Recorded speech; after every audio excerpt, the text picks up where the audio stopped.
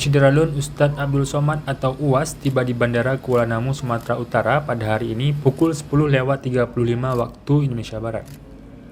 Setelah sampai dan istirahat sejenak, rombongan UAS langsung bertolak ke Kutacane, Aceh Tenggara menggunakan jalur darat.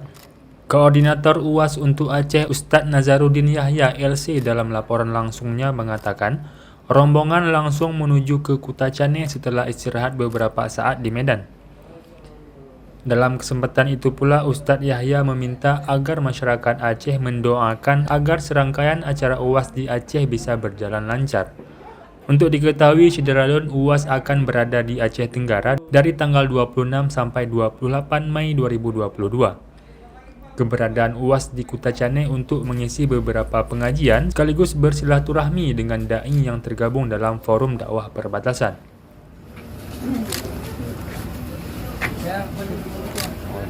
Assalamualaikum warahmatullahi wabarakatuh.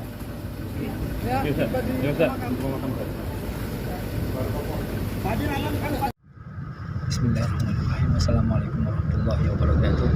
Kawan-kawan semua, alhamdulillah hari ini Ustaz Abdul Somad sudah sampai di Kota Medan, dan sejenak tadi kita beristirahat di airport, terus mengajak Ustaz Abdul Somad makan siang di sekitar airport. Dan kami sekarang dalam perjalanan menuju kota Kutacane, Aceh Tenggara. Tentunya doa dan harap doa dari semua masyarakat atas keselamatan dan kelancaran nanti acara kita, dan khususnya buat masyarakat Kutacane, semoga kita bisa bersilaturahmi dengan Ustaz Somad di besok hari subuh besok pagi. Dan terima kasih banyak atas semuanya. Assalamualaikum warahmatullahi wabarakatuh.